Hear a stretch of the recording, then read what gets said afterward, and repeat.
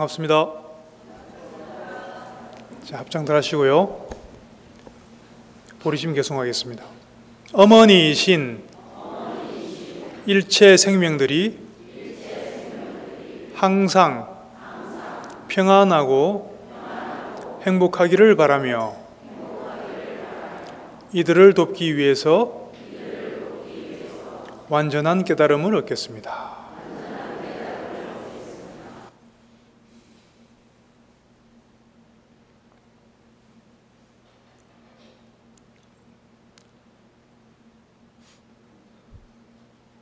저번 달에 법문 시작할 때 그 말씀을 드렸었는데, 입증을 할 때 조금 전에도 입증을 했었지 않습니까? 얼마만큼 우리의 마음을, 그 생각들을 실 수 있는지 한번 점검해 보십사 하고 말씀을 드린 적이 있습니다. 저번 달에는 그 잠깐 몇 초 사이에 입증할 때 여러분들이 잡생각을 몇 번 했는가 하면은 23,212번 했거든요. 오늘은 세보니까 한 2만 번 조금 넘게 했어. 맞죠? 여러분들 다 세봤죠? 하시면서 그게 쉽지 않습니다. 그래서 그 입증은 한 번에 오래 하려고 하시지 마시고 30초, 1분, 요즘은 특히 미국에서는 그 명상 붐이 많이 일어나고 있는데 우리 전통적인 불교하는 방식과는 많이 다릅니다. 그때 말씀드렸지만 그것도. 근데 그게 맞는 것 같아요. 한꺼번에 이 바쁜데 다들 1시간씩 2시간씩 매일 입증할 시간이 어디 있습니까? 그리고 앉아 있는다고 해서 입증이 되는 것도 아니죠. 몇 시간 앉아 있는다고. 그게 문제죠. 선원에서도 저도 생활을 몇 년 해봤지만 하루 종일 참선한다고 하루 종일 참선이 되는 게 아닙니다. 실제로 참선 비슷하게라도 하는 거는 몇 분 안 되는 것 같아요. 다 뭡니까? 혼침 아니면 도거. 우리가 선정을 장애하는 가장 큰 요소가 혼침과 도거입니다. 도거는 망상. 혼침은 뭐죠? 이렇게 멍하게 있거나 졸거나. 어디 선원에 가서 좌선하려고, 아니 집에서라도 좌보기에서 좌선 한번 해보려고 앉으면은 졸리죠, 그죠? 처음에는 생전 처음 한 사람들은 안 졸립니다. 왜냐하면 다리도 아프고 허리도 아프고 몸이 불편해서 안 졸립니다. 근데 그 시기가 좀 지나면은 몸이 좀 편안해지면 어떻게 되죠? 살살 졸리기 시작하죠, 진짜. 비몽사몽간에 부처님도 보였다가 남편도 보였다가 그러다가 죽비 한번 빵 맞으면 정신이 번쩍 들어가지고 정신 좀 차리고 이제 탁 앉아 있다 보면 어떻게 됩니까? 살살 이제 10년 전에 옆집 철수 엄마가 500원 꿔 갔는데 왜 아직 안 갖고 있는 거지? 갑자기 그 생각이 나. 기억도 안 나다가 갑자기 그게 기억이 나. 그러면서 철수 엄마가 틀림없이 나한테 표시는 안 하지만 뭔가 악감정이 있는 게 틀림없는가비요. 이렇게 생각을 하기 시작해서 꼬리에 꼬리를 물고 그러다 보면은 뭐 2시간, 3시간 금방 지나갑니다. 앉아갖고 좌보기 앉아갖고 그러고 다시 또 정신 차리죠. 정신 차리면 어떻게 됩니까? 생각이 좀 사라지면 어떻게 됩니까? 한 5분도 안 돼서 졸리죠. 또 졸리죠. 계속 그게 반복됩니다. 혼침과 도거. 겉모양은 하루 종일 앉아 있는데 좌보기에 딱 눈 감고 쉽게 앉아 있는데 실제로는 그게 선이 이루어지고 있는 게 아닙니다. 그렇게 하는 거는. 그래서 차라리 누구라도 30초 1분은 할 수 있거든요. 차라리 그 30초 1분을 평상시에 일상생활 중에 자주자주 해주는 것이 훨씬 더 선에 가깝다라고 요즘은 그런 생각이 듭니다. 그리고 실제로 그렇게 하시는 분들이 많고요. 바쁘니까.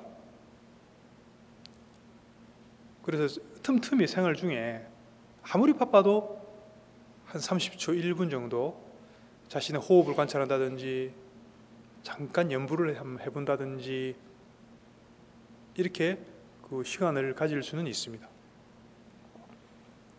그 포인트는 뭐냐면은 제가 여러 번 말씀드렸지만 우리 일반 사람들이 평균 하루에 생각을, 그러니까 잠깐 스쳐 지나가는 생각까지 다 포함해서요, 하루에 몇 번 정도 생각을 한다고 그랬습니까? 몇 가지 생각을 한다고 그랬습니까? 우리는 이제 말하기 좋게 5만 번, 보통 5만 번도 적은 거고 6만 번, 8만 번까지 하루에 생각을 한다고 합니다. 근데 그 생각들이 대부분 계속 반복되는 생각들이고, 여러분들 스스로 한번 돌이켜 보십시오. 그 말이 맞는지 틀린지. 계속 반복되는 생각들이고, 그리고 별로 밝은 생각들이 아닙니다. 밝은 생각들은 그렇게 반복적으로 잘 안 일어나요. 행복한 생각, 다른 사람한테 뭔가를 해주고 싶은 마음, 베풀고 싶은 마음, 정말 그 인욕하고 보시하고 이렇게 하고 싶은 마음은 잘 안 일어나요. 반복적으로. 의식적으로 일으키지 않으면은 잘 안 일어납니다. 그럼 평상시에 5만 번 이상 일으키는 그 생각들은 계속 패턴이 반복되면서 한 그 중에 8, 90%는 부정적인 생각들입니다. 뭔가 근심, 걱정, 후회, 뭐 이런 것들. 때로는 아주 그 화가 나기도 하고 우라가 치밀기도 하고, 조건에 따라서 그런 이런저런 온갖 부질없는 부정적인 생각들이 5만 번 이상씩 일어나고 있다는 것이고, 그럼 우리 명상 혹은 수행의 포인트는 뭐냐면은 그것을 잠깐씩 그 흐름을 스탑 시켜주는 겁니다. 스탑. 그러니까 꼭 1시간, 2시간씩 앉아 있을 필요가 없습니다. 1시간, 2시간 오래 앉아 있으면은 처음에 앉았을 때 한 잠깐 정도는 그게 스탑이 되죠. 부정적인 생각들이 잠깐 스탑되는데 어떻게 됩니까? 다시 잠깐 혼침에 들어갔다가 딱 금방 망상에 딱 떠오르면서 그 패턴이 그대로 반복됩니다. 앉아 있는 채로 가부좌하고 딱 앉아 있지만 실제로 마음속에서는 그게 그대로 다시 재현된다는 얘기죠. 아무 의미가 없습니다. 그럴 바에는 차라리 스쿼트라도, 갑자기 스쿼트면 운동이라도 한 번 더 하는 게 훨씬 낫다는 거죠. 왜냐하면 스쿼트 뭔지 알죠? 앉았다 일어났다 하는 운동, 하체 운동. 그럼 운동할 때는 우리 잡생각 잘 안 납니다. 오히려 차라리 운동을 하는 게 낫다는 거죠. 앉아갖고 잡생각하고 있을 바에는 그게 낫다는 거죠. 그래서 누누이 강조드리는 말씀이지만 수행이라는 것은 꼭 따로 시간 내서 몇 시간씩 하는 것만 수행이 아니라 오히려 일상생활 중에 틈틈이 우리 그 하루에 5만 번 이상 일어나는 그 망상, 그 번뇌죠. 우리 불교 용어로 번뇌의 흐름을 순간순간 잠깐씩 끊어주는 거죠.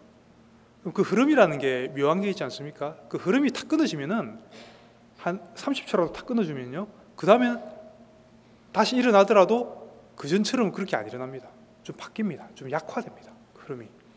그 흐름이 조금씩 그 달라지게 만드는 역할을 충분히 할 수 있다는 거죠. 30초만 해도. 그러니까 오히려 그게 더 훨씬 낫지 않나. 몇 시간씩 앉아 있는 것보다도 그런 생각을 하고 있습니다. 실제로 그렇기도 하니까 여러분들 꼭 그 실천들 하시기 바랍니다. 그래서 그 입정에 대해서 계속 말씀을 저번 달에도 드렸고 지금도 드리는데, 그 법문하기 전에 그 요식 행위로 잠깐 하는 정도로 생각하시면 안 되고, 지금 이게 법문을 들을 때도 그 입정 상태에서 들으셔야 돼요. 그리고 공양하실 때도, 집에서 뭐 일을 하실 때도, 심지어는 대화를 할 때도, 그거는 참 어렵습니다. 대화하면서도 입정 상태에서 대화한다는 것은 그 전문 출가 수행자들도 쉽지 않은 일입니다. 그렇지만 그런 방향으로 잠깐씩이라도, 문득문득이라도 그렇게 해 나갔을 때 우리의 흐름이, 하루 중에 우리의 의식의 흐름이 이러한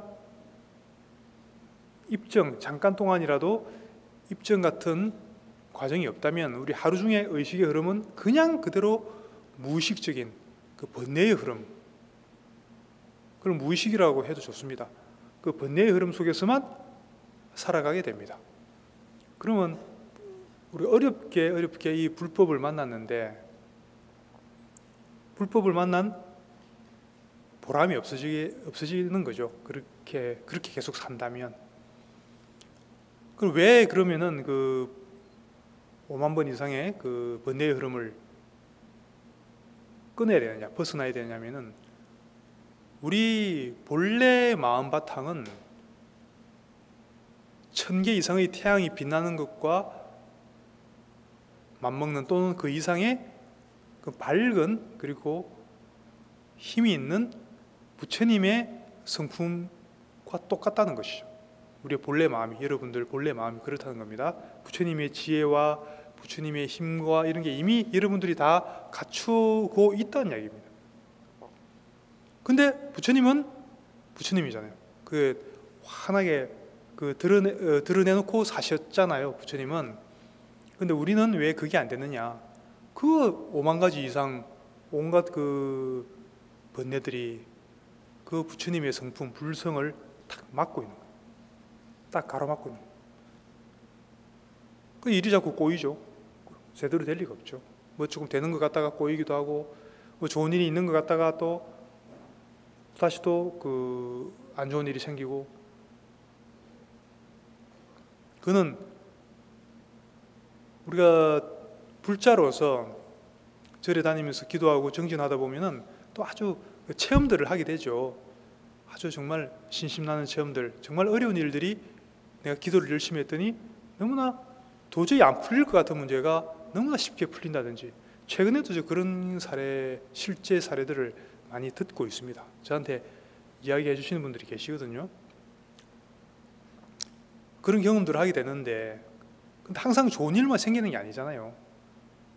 열심히 그 신실한 불자라고 하더라도 정말 기적과 같은 체험도 막 하게 되지만, 또 살다 보면 안 좋은 일도 또 그 부딪히게 돼 있거든요, 불자라도.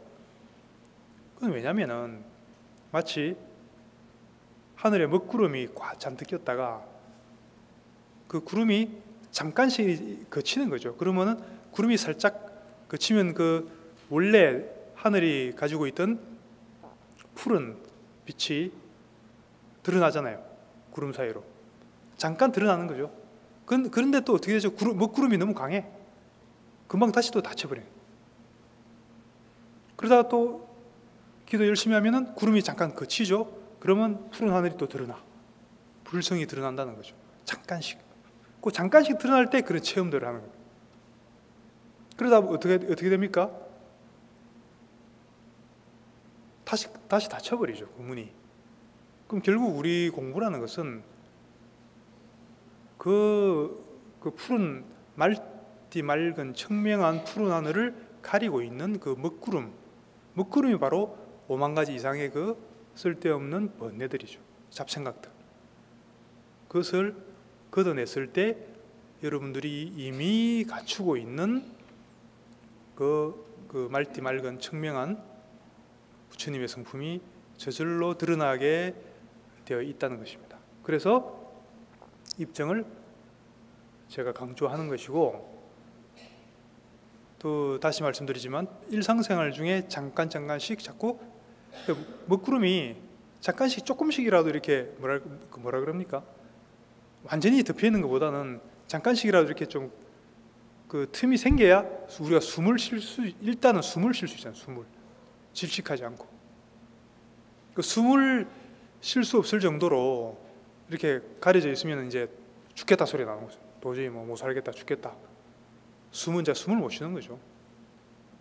그래서 그만큼 중요하다는 이야기입니다. 숨을 못 쉰다고 그러니까 요새 또 며칠 전까지 그 미세먼지가 또 기승을 부렸었는데, 미세먼지 문제, 그 미세먼지뿐만 아니라 그 환경오염 문제는 참 심각한 문제입니다. 그리고 그 기후 변화라든지 우리가 조금만 돌이켜 보면은 우리 안팎으로 여러 가지 그 위기 상황들이 참 많습니다. 우리가 인류가 살아가는 데 있어서 그 직면한 여러 가지 위기 상황들이 많습니다. 지금 중국 입장에서는 동해안이죠. 우리 입장에서는 서해안인데 그 중국의 동해안 가에다 원전들을 다 시설을 한다 하고 세운다고 하잖아요. 그쪽에 다 몰아서 한다 그러잖아요. 그 중에 한 개라도 터지면은 자기들은 별 피해 없어. 중국은 그 고스란히 우리 한국한테 다 넘어오게 되겠죠. 라든지 기타 등등 조금 부정적인 부분을 보면요, 우리가 걱정해야 될 그런 그 근심거리가 굉장히 많습니다. 이 세상에 내 개인으로도 그렇지만 전체 사회 또는 전체 인류적으로 보더라도 굉장한 그 위기 상황적인 요소들이 많습니다. 그리고 소위 4차 산업혁명 시대라고 하잖아요. 그래서 미래를 지금 예측을 할 수 없습니다. 아마 지금 특히 좀 젊은 사람들은 굉장한 그 스트레스일 겁니다. 앞으로 지금 유망한 직업이 나중에는 전혀 쓸모없는 직업이 될 수도 있고, 뭘 해야지 좀 잘 편안하게 먹고 살 수 있을까, 이게 결정되려는 것이 사실은 쉽지 않은 세상이 지금 됐습니다. 우리가 지금 연세에 있으신 분들은 당장 실감을 못 하시겠지만 사실은 굉장히 빠른 속도로 이 사회가 그렇게 변해가고 있습니다. 그러면 이제 불안하고 불안정하다는 거죠, 이 사회 자체가. 근데 한편으로 또 생각하면은 이 세상이 언제는 또 안 불안정하고 안심하고 살 수 있었을 때가 언제 있었나요? 이 세상이 항상 불안정했습니다. 이 세상은, 사회는 항상 여러 가지 불안 요소가 있고 위기 요소가 있고, 그러면서 또 그 과정에서 또 변혁이 일어나고, 그러면서 계속 뭔가 이제 또 발전되고 진행돼 나가는 과정에 있고, 항상 불안정한 부분도 있습니다, 분명히.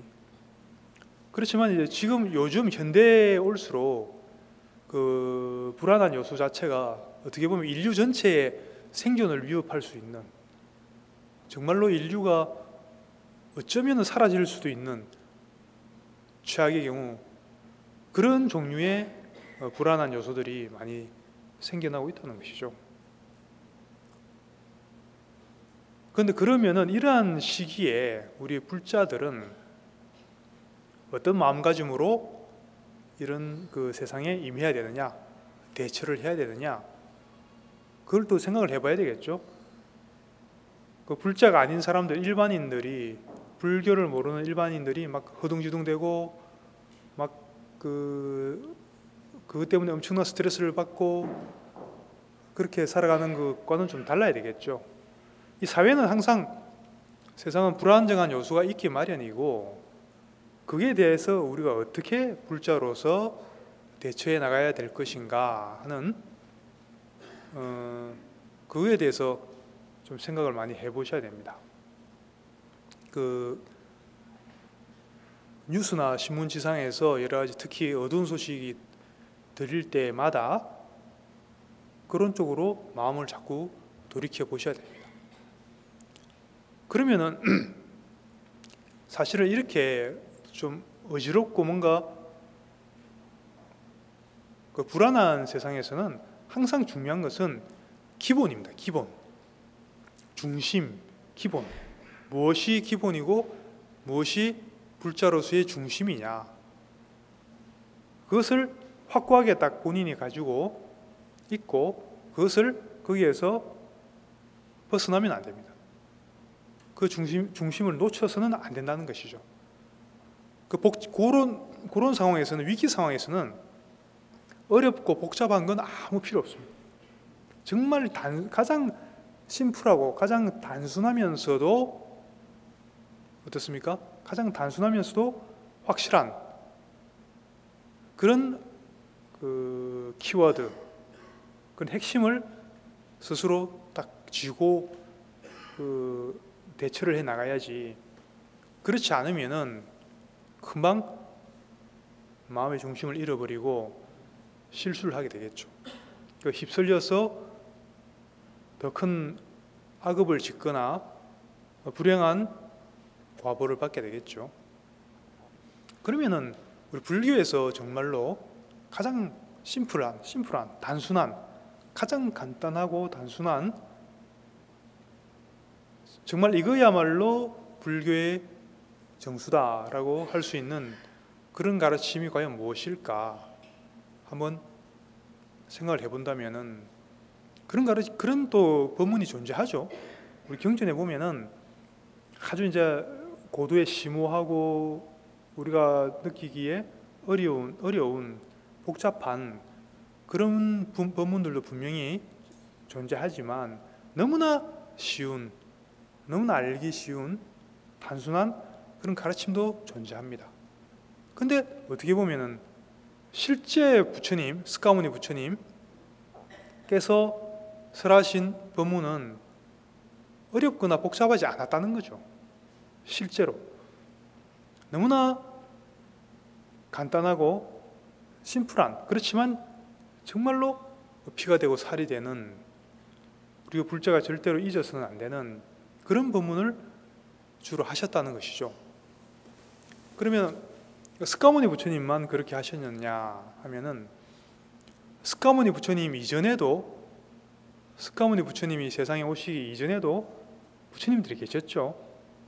우리 초기경에서 말하는 소위 과거 칠불 들어보셨죠? 스가모니 부처님 이전에도 부처님이 계셨죠. 바로 직전에는, 스가모니 불 바로 직전에는 누구였죠? 가섭 부처님, 가섭불. 그 전에는 뭐 이런 거는 그냥 그런 부처님들이 계셨구나 정도만 아시면 됩니다. 굳이 외우고 계실 필요는 없죠. 여러분들이 뭐 포교사 시험이라도 치실 거면 외우셔야 되겠지만, 그 바로 직전이 가섭불이고 그 가섭불 직전이 구나함모니불, 그 전이 구류손불, 그 전이 비사부불, 그 전이 시기불, 그 다음에 비파시불.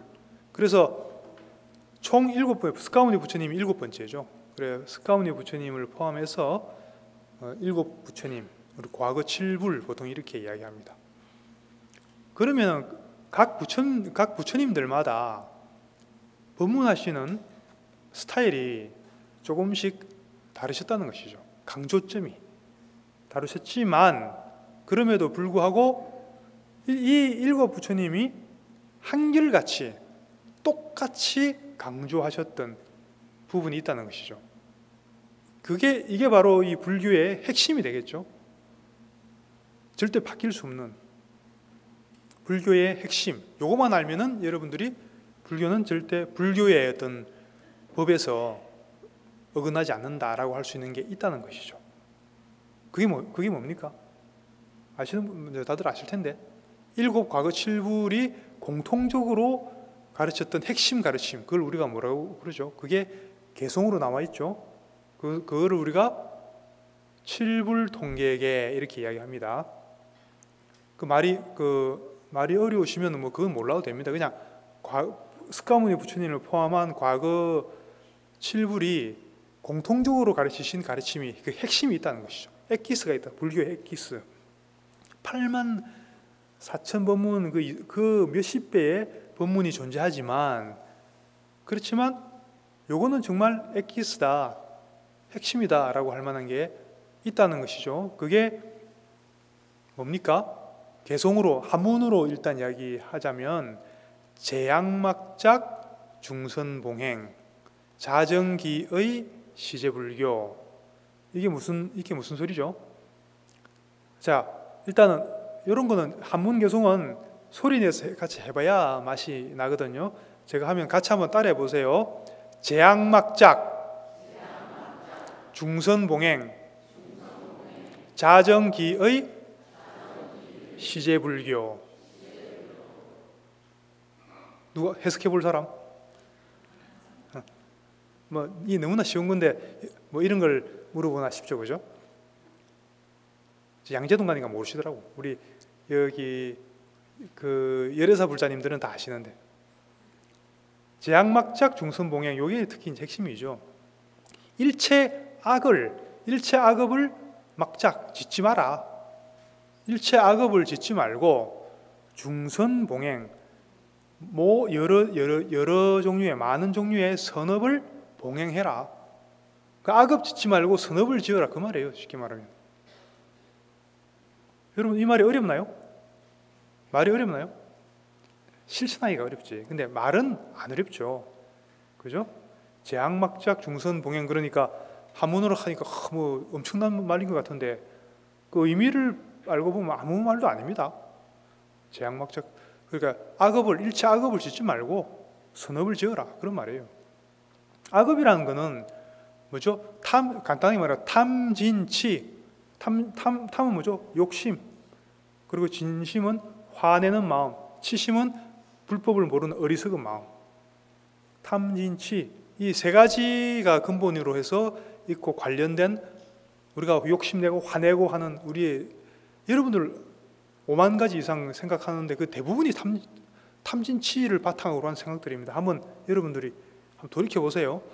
왜냐하면 탐진치를 바탕으로 하니까 그런 엄청 많은 횟수의 생각들이 일어날 수 있는 것이지, 탐진치가 없다면 그런 생각이 일어날 수가 없어요. 우리 많은 생각이 필요한 게 아닙니다. 실제로 필요한 생각들은. 그럼 제약막작 중선봉행, 이게 핵심이고요. 그 다음에 자정기의, 이거는 스스로 그 마음을, 뜻을, 너의 마음을 그렇게 청정하게 해라. 맑게 해라. 마음을 청정하게 해라, 그런 말이에요. 자정기의 시제불교, 이것이 불교다. 이것이 부처님의 가르침이다. 간단하죠?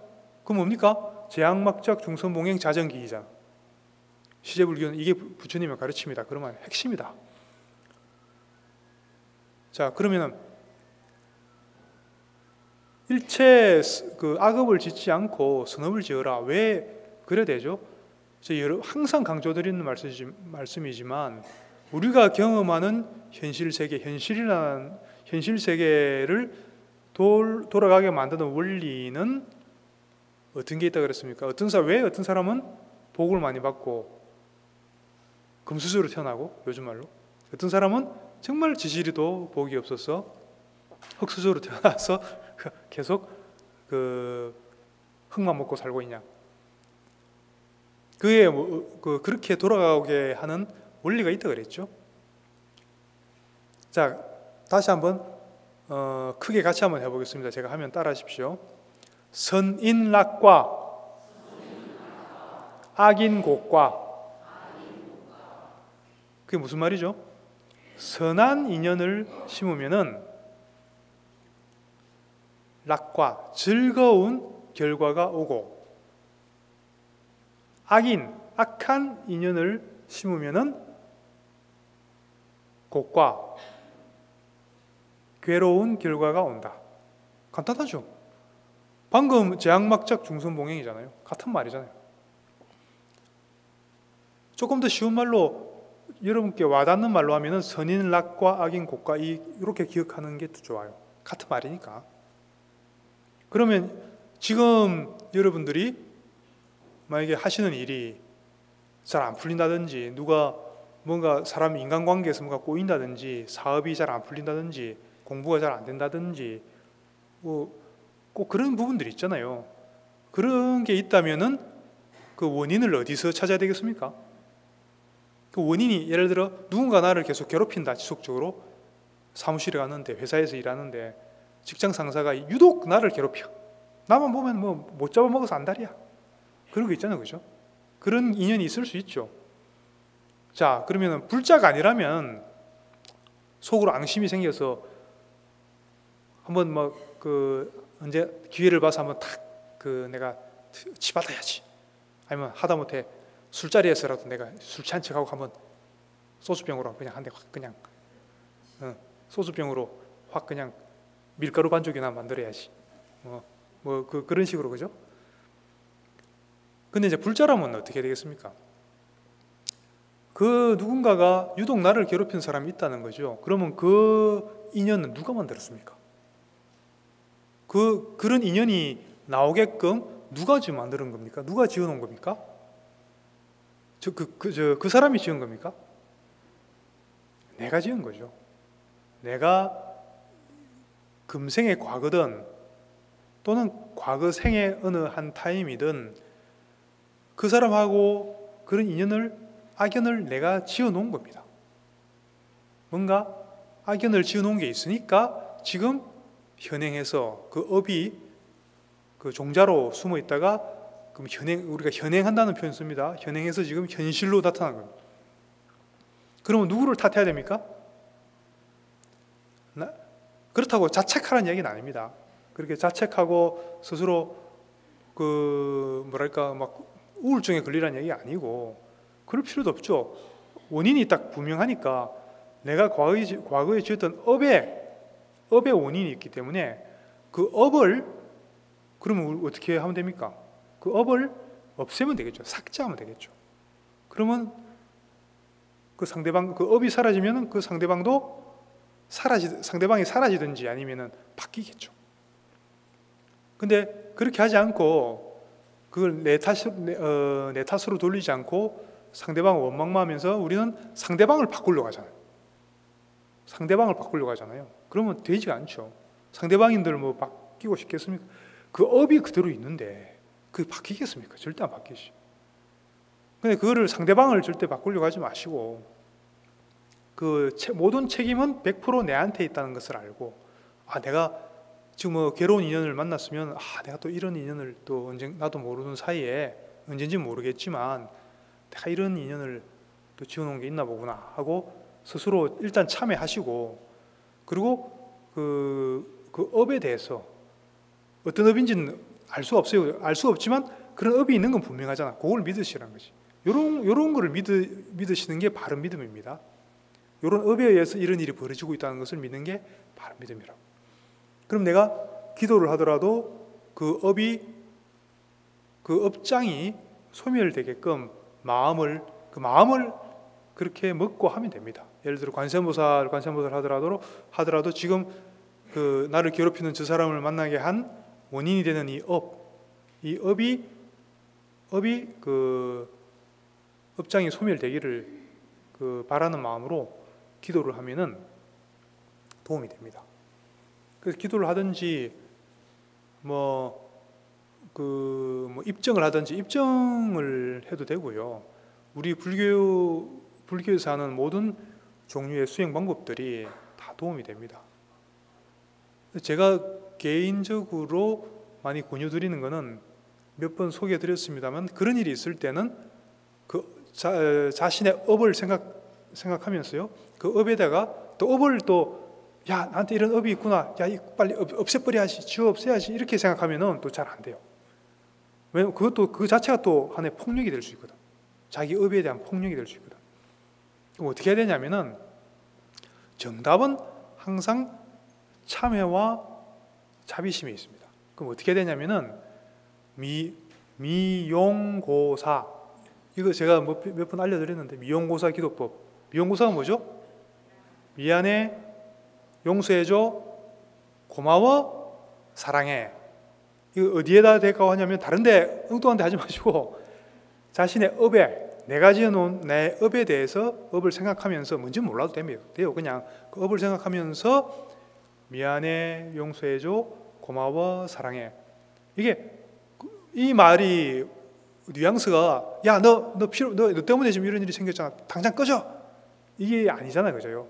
아니잖아요. 그럼 내가 지은 거니까 미안해, 용서해줘 이렇게 용서를 빌고 고마워, 사랑해 이렇게 그 또 자비의 마음으로 하면은 그 자비의 빛에 의해서 그 업이 녹는 것이지 내가 강제로 끊어 없애는 게 아닙니다. 그거하고 좀 다른 겁니다. 해보니까 그게 제일 효과가 있더라고요, 저는 개인적으로. 그럼 당장 뭐가 바뀌어요. 여러분 진심으로 하면 뭔가 괴로운 일 있잖아요. 뭐 좀 크든 작든 여러분들이 당장 지금 당장부터라도 해보세요. 뭔가 도저히 해결이 안 되는 괴로운 게 있으면은 그 방금 알려드린 대로만 해보세요. 그 미용고사는 제가 기억하기 쉬우시라고 제가 말씀드리는 거고, 벌써 다 기억하셨죠? 미용고사, 미안해, 용서해줘, 고마워, 사랑해 계속 반복하시면 돼요. 자면서도 하시고 그 우리가 연불 하듯이 그게 완전히 이제 그 업장이 소멸될 때까지 그건 본인이 알죠. 업장이 소멸되면 이제 그 괴로운 일이 사라지니까 그 본인이 알죠. 그때까지 계속 반복하세요. 그 업에 대해서.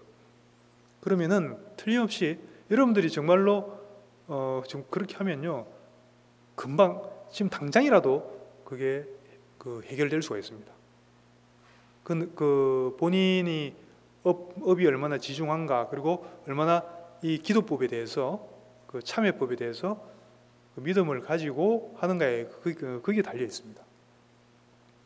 믿음이 가죠. 한번 근데 여러분들이 이런 이야기들은요 체험을 해보셔야 돼요.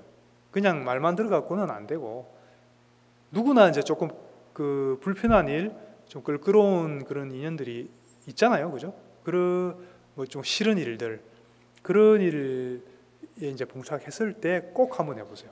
꼭. 그러면은 반드시 여러분들이 그 어떤 결과를 보게 됩니다. 그래서 어쨌든 그거는 이제 하나의 방편을 제가 알려드린 거고, 그럼 꼭 그게 아니라도 여러분들이 해오시던 게 뭐 잘 기도해서 내가 업장소멸이 잘 되는 것 같고 신심이 나는 그런 기도법이 있으면은 그걸 하시면 됩니다. 꼭 이렇게 미용고사만 해야 되고 다른 거는 효과 없다는 말은 아니고요. 제가 해보니까 그게 이제 효과가 있더란 이야기고, 그건 개인마다 다를 수가 있으니까 여러분들 참고로 하시고요.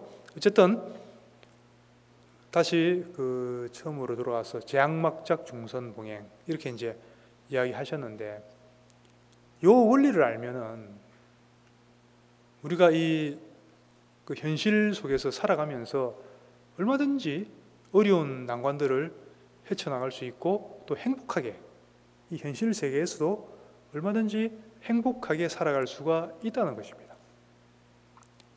불교가 이 현실의 삶은 괴롭기만 하고 죽고 나서 나 좋은 데 가겠다 이게 아니잖아요. 그게 아니거든요. 그럼 뭐냐면은 이 현실 속에 살아있을 때도 매 순간순간 즐겁게 살고 행복하게 살고, 그 죽고 나서도 또 즐거운 데 가고 또 행복하게 살고, 그래서 처음도 좋고 중간도 좋고 끝도 좋다 이렇게 표현을 하셨습니다. 부처님께서. 처음하고 중간은 괴롭고 끝만 좋다 이게 아니거든요. 그래서 지금 당장부터 여러분들이 실천을 하셔서 꼭 혜택을 보시기 바랍니다.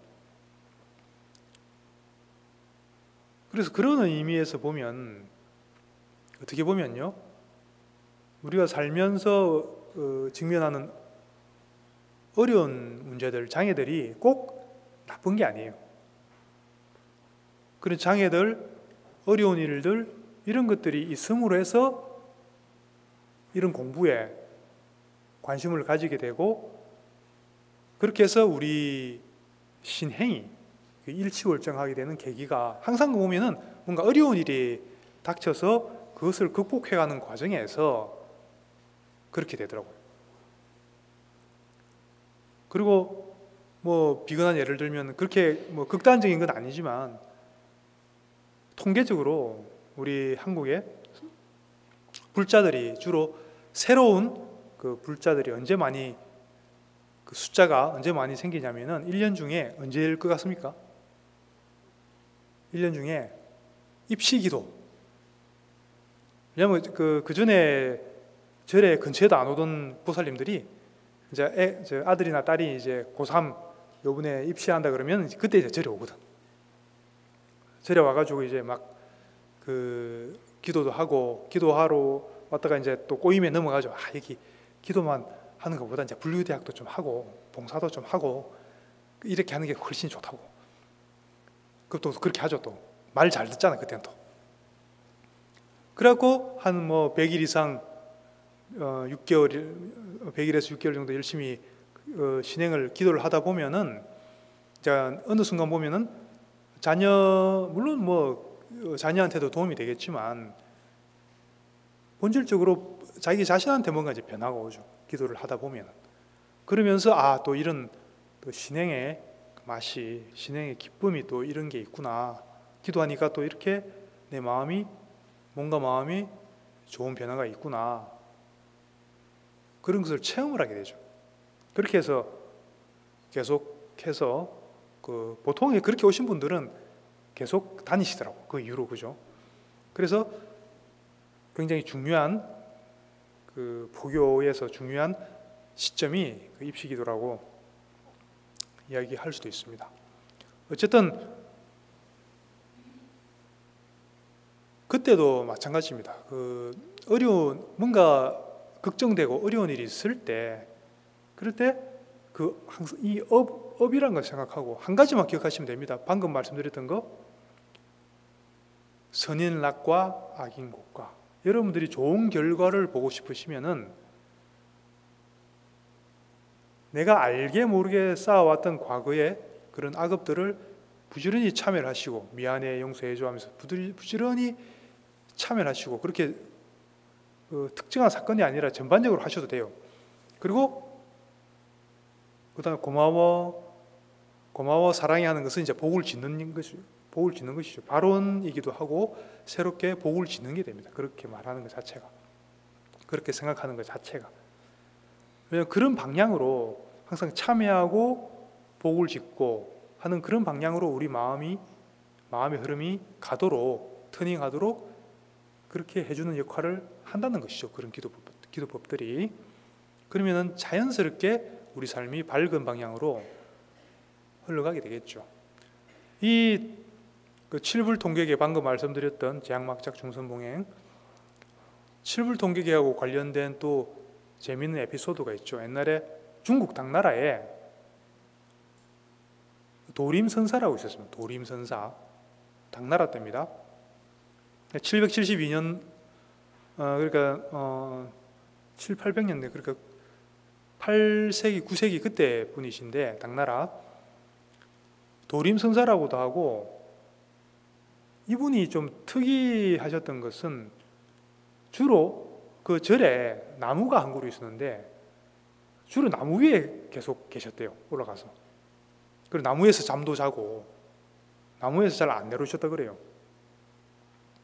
그래서 조가선사라고도 합니다. 조가선사. 근데 정식 법명은 도림 스님이신데, 그때 당시에는 굉장히 유명한 선승, 참선으로 깨달음을 얻으신 선승이셨습니다. 하루는 이 도림 스님이 계시던 그 지역에, 요즘으로 말하면 지자체장, 군수쯤 되나요? 옛날에 태수라고 그러죠. 태수. 우리로 말하면 뭐 사또, 지방의 사또.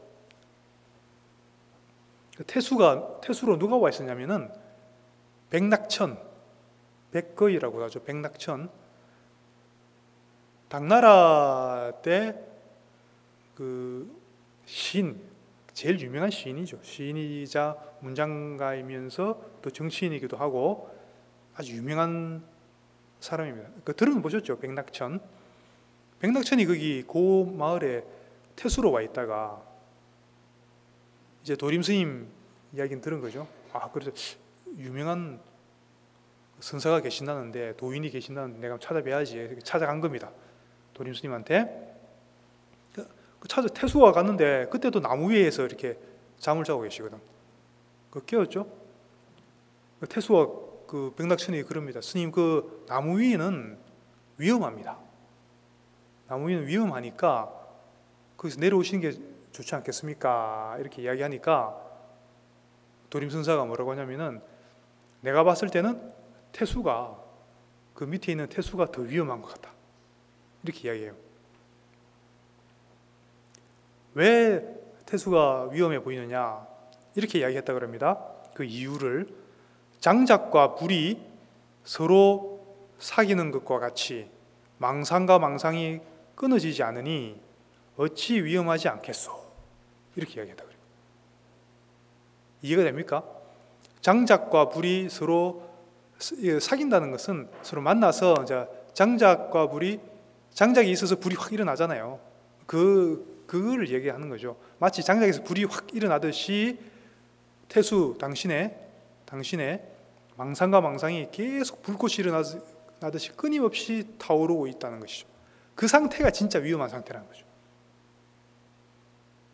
무슨 말인지 알겠죠? 여러분들은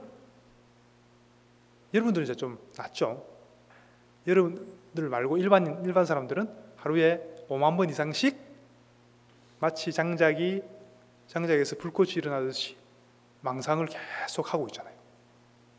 그렇죠? 그 상태가 진짜 위험한 상태라는 거죠. 나무 위에 올라가다가 뭐 떨어져 다치고 이런 게 진짜 위험한 게 아니라 우리가 실제로 하루 종일 그런 부정적인 생각들, 망상들을 사로잡혀 있으면서 그것을 스스로 인식하지도 못한, 알아차리지도 못하고 있는 상태가 진짜 위험한 것이죠, 실제로. 왜 그럴까요?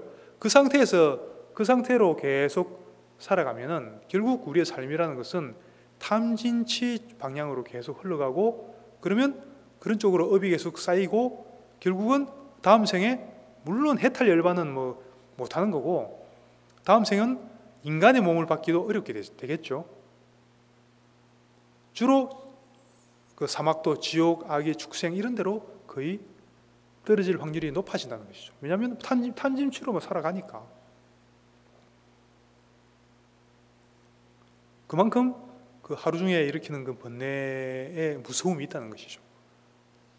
그게 차라리 나무에 떨어져서 다치고 마는 게 낫지, 어디 한 군데 부러지는 게 낫지, 그 번뇌 속에서 살다가 다음 생에 지옥악의 축생의 사막도에라도 떨어지면은 그거는 얼마나 위험한 일이에요. 그게 진짜 위험한 일이죠. 그게 맞죠. 이 태수는, 백낙천은 그런 거 모르니까 단순히 눈앞에 나무 위에 올라가 있는 모습만 보고 그렇게 군유를 했던 것이죠. 그래서 이렇게 이제 한 말씀, 도림선사가 한 말씀 하셨습니다. 그러니까 이 태수가 백낙천이 아차 싶었겠죠.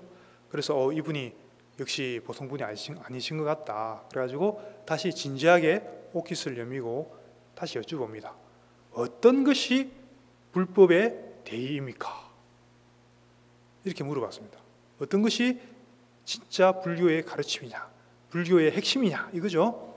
어떠한 것이 불법의 대의입니까?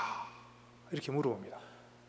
그리고 대단하죠. 이 백낙천도 그래도 태수인데 자기 자존심도 있을 텐데 저 나무 위에 올라 있는 그 스님한테 그렇게 예를 갖추고 물었다는 것도 그래도 이 사람도 근기가 있는 겁니다. 백낙천도. 어떤 것이 불법의 대의입니까? 그러니까 도림선사가 한마디 딱 했죠. 뭐라고 그렇겠습니까? 여러분들이 이미 답을 다 알고 있습니다. 뭐라고 답을 했겠습니까? 제약막작 중선봉행 자정기 시제불교. 딱 이 한마디 했습니다. 일체 악업 짓지 말고 선업을 지어라. 네 마음을 깨끗하게 해라. 이게 불교다. 이 말 한 겁니다. 이 말. 그러니까 백낙천이 뭐라고 대꾸했죠? 여러분들이 처음에 떠올렸던 생각 그대로 다시 되물었겠죠? 아니 그런 거는 3살 먹은 애도 아는 이야기 아닙니까? 이렇게 물어봤어요. 그 말도 맞죠, 그죠? 3살 먹은 어린애도 알 수 있는 이야기잖아. 다 아는 이야기 아니냐. 뭐 그런 거를 큰 스님이 도인이라면서 뭐 좀 대단한 거 좀 내놔야지. 뭐 3살 빼기 애도 알 수 있는 그런 이야기를 하느냐, 이렇게 되물은 것이죠, 백낙천이. 그러니까 도림선사가 뭐라고 또 한마디 딱 하죠. 뭐라고 했습니까? 3살 먹은 애도 알지만 80살 먹은 노인도 실천하긴 어렵다. 한마디 딱 해요.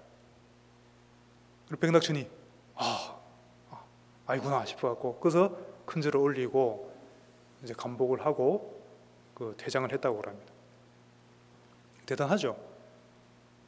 역시 그 중국 선사들은 참 여러모로 대단한 것 같아요. 근데 재밌는 것이 이 도가선사, 그러니까 도림스님의 스승이 누구냐면은 불광여만이라는 스님이 스승이셨어요. 근데 불광여만 스님의 스승이 누구냐면은 마조도일이에요. 마조 스님은 그야말로 전설이죠. 실질적으로 중국 선, 우리가 참선할 때 선을 위주로 하는 불교를 선불교라고 하잖아요. 선종이라고 합니다. 그 선종의 실질적인 창시자예요. 육조 해능을 이야기하지만 육조 해능의 제자의 제자지만 마조가 보통 현대 학자들이, 선학자들이 평가하기를 실질적으로 가장 중국다운 그 선을, 그 문을 여신 분이 마조도일이다, 이렇게들 평가를 하거든요. 그 마조도일의 제자의 제자가 바로 이 도림선사라는 거죠. 조가선사. 근데 이 마조 스님은 또 이 말만 놓고 따지면요, 굉장히 뭐가 달라요. 모순된 것처럼 들려요. 말만 놓고 따지면은. 마조 스님은 여러분들 아시다시피 뭐라 그랬습니까? 평상심이 도다. 그리고 이야기하고 도불용수. 그러니까 도라는 것은 수행을 해서 깨달을 수 있는 게 아니다. 평상심, 너의 평상심 그 자체가 그대로 도다. 이러면서 일체 우리가 말하는 수행이라든지 복덕행위 이런 거를 부정하는 듯한 그런 말씀들을 많이 하셨거든요. 마조 스님은 주로 그런 방향으로 말씀을 많이 하셨거든요. 그런데 뭡니까? 그 법을 이은 제자의 제자 도림 스님은 도림 스님한테 물어보니까 뭐라고 그랬습니까? 그냥 악업 안 짓고 선업 많이 짓는 게 이게 불교다. 또 이렇게 말씀하세요. 그 마조순사의 말하고는 평상심 그대로 도지 무슨 뭐 선인이 악인이 뭐 그런 거 생각할 거 없고, 그런 거 생각 안 했을 때 그때 네 마음이 도시 뭐 그런 거 해서 뭘 뭐 바꾸려고 하고 조작하려고 하지 마라. 이게 이제 마조스님의 스타일이거든요. 그 말씀하고 좀 모순된 것처럼 들리잖아요. 그런데 여기에 바로 우리 불법의 맛이 바로 이런 데 있는 것입니다. 그 두 가지 말씀이 다 진리라는 것이죠. 마조스님 말씀도 맞고 우리의 마음의 본바탕, 마조스님께서는 우리의 마음의 본바탕을 말씀하신 것이고, 사람들이 자꾸 부처를 저 미래에 어디서, 그리고 저 밖에 어디서 자꾸 찾으려고 하니까 지금 그 당신 안에 있는, 당신이 이미 부처의 모든 걸 다 갖추고 있다. 근데 왜 그게 안 드러나냐면은 옳고 그러니 뭐 그 좋니 나쁘니 온갖 이런 종류의 상대적인 분별심들, 이런 분별심들이 망상이 돼갖고 그 망상이 하루에 5만 번 이상 일어나기 때문에 그런 생각들에 가려서 그게 그 빛이 안 드러나고 있는 것일 뿐이지, 그런 마음이, 그런 분별심, 조작심만 버리면은 그 자리가 그대로 여러분들 마음 그대로 있는 그대로 완벽한 부처님의 마음이다, 부처님의 상태다, 이런 말씀이시거든요. 근데 또 이렇게 말을 하면 어떤 사람들은 그러면은 내 마음이 지금 있는 이대로 내 마음이 부처란 말이구나. 그래서 어떻게 합니까? 그러면은 내가 부처니까 이제 뭐 공부도 할 필요 없고 수행도 할 필요 없고 이러면서 이제 일체 부처님이 말씀하셨던 그런 법문들을 다 부정해 버리죠. 그러면 이 사람은 또 어디에 빠진 겁니까? 평상심이라고 하는 그 자체에 다시 또 집착을 해버리는 것이죠. 부처님이나 그 선지식들 말씀은요, 그 말을 딱 붙잡으려고 하면 절대 안 돼요. 그래서 그 평상심을 말씀하실 때는 마조스님께서 사람들이 워낙 저 먼 미래에서만 자꾸 성불을 구하려고 하니까 그 집착을 성불에 대한 집착을 버리게 하기 위해서 평상심을 말씀하셨는데, 또 사람들이 또 평상심에도 그러면 또 집착을 하고 수행 공부를 또 안 해버려. 그럼 그것도 또 하나의 집착이 되잖아요. 또 하나의 그 극단이 되잖아요. 또 그것을 또 그렇게 하면 그것을 또 쳐버려요, 선사들은. 그러면 결국 뭐 어쩌란 말이냐, 그런 말이 나오겠죠. 그건 어쩌란 말이라는 것은 지금 본인의 마음 상태, 내가 지금 어디에 걸려 있는지, 뭐에 집착하고 있는지 달려 있다는 것이죠. 그래서 부처님 법문의 특징은 뭡니까? 대기설법, 응병요약. 항상 그 상대방이, 그 중생이 가지고 있는 그 병에 따라서 그게 맞는 약을 그때 처방을 해주는 것 뿐이지, 그럼 이 사람한테 주는 약하고 이 사람한테 주는 약이 다를 수 있겠죠. 머리 아프면은 아스피린 줘야 되고, 배 아프다 그러면은 뭐 줘야 됩니까? 정노환. 근데 배 아프다고 하는데 아까진기가 이런 말 써도 되는지 모르겠다. 다 아시는 말이죠, 그죠? 그 빨간 약. 옛날에 군대 가면은 그럽니다. 머리 아프다고 가는데, 아직 기억난다. 그 무슨 알약인데, 흰 알약 한 개, 검은 알약 한 개. 배 아프다고 가면은 또 흰 알약 한 개, 검은 알약 한 개. 똑같아. 약이 나오는 게 똑같아. 군대에서. 그 비슷한데, 그래서 부처님의 말씀은 우리가 잘 새겨들어야 돼요. 그 중에 어떤 말씀이라도 부처님이나 선지식들, 선사들 말씀은 요 말씀은 절대 진리다라고 우리가 탁 잡고 움켜잡아야 되는 그런 대상이 아니라는 것이죠. 그때 그 사람이 집착하고 있는 바를 깨기 위해서, 스가모니 부처님만 해도 어떤 때는 대부분 이제 무아를 설법을 하셨거든요. 무아, 나라는 게 본래 없다, 이렇게 항상 말씀하셨는데, 왜냐하면은 중생들이 다 나라는 게, 절대적인 나라는 게 절대적으로 있다고 믿고 있거든요. 그렇게 생각을 하고 있거든. 아상을 그렇게 갖고 있다고. 그러니까 그걸 깨기 위해서 무아를 말씀하시는, 계속 무아를 말씀하시는데, 어떨 때 초기경만 보더라도요, 어떨 때는 또 부처님 그럼 무아가 맞는 이야기죠, 그게 부처님의 그 진리죠, 이렇게 물어보면 또 부처님이 인정을 안 해요. 대답을 안 해요. 그 무아도 쳐버려요. 그럼 내가 없다는 말입니까? 그러면은 그것도 인정을 안 하죠. 부정을 해버리죠. 그럼 내가 있다는 것에 집착한 사람한테는 무아를 알려주시고, 그럼 내가 없다는 것에 집착하는 사람한테는 또 그 집착심도 깨버린다는 것이죠. 그래서 우리 마음은 자정기, 그러니까 마음을 맑게 하기 위해서는 그런 그 분별심을 바탕으로 한 집착, 결국은 어느 한쪽에 우리가 집착하게 되어 있습니다. 그 집착심을 결국은 버렸을 때 우리 마음은 깨끗해진다는 이야기시죠. 그래서 오늘 시간 관계상 여기까지 하는데요, 이 칠불통계계가 법구경에 보면요, 그 약간 뒷부분이 또 있거든요. 그 뒷부분까지 아주 상세하게 나와 있습니다. 그걸 제가 한번 읽고 여러분들이 마음에 새기시길 바라면서 한번 읽어드리겠습니다. 자, 합장하시고요. 이게 칠불통계계에 있는 법구경에 나오는 내용입니다. 악은 행하지 말고 선을 구축하며 마음을 깨끗이 해라. 이것이 부처님들의 가르침이다. 이거는 지금까지 했던 이야기죠. 인욕, 참는 것, 인욕이 최고의 고행이요, 열반이 어뜸이라고 부처님들은 말씀하신다. 남을 비난하거나 해치는 자는 수행자가 아니다. 남을 비난하거나 해치지 말며 계행으로 스스로를 단속하라. 음식의 양을 알고 한적한 곳에 머물며 높은 마음을 힘써 닦아라. 이것이 부처님들의 가르침이다. 여기까지 나와 있습니다. 자, 그러면은 여기까지 하고 발보르신 개송으로 오늘 본문 모두 회항하겠습니다. 어머니이신 일체 생명들이 항상 평안하고 행복하기를 바라며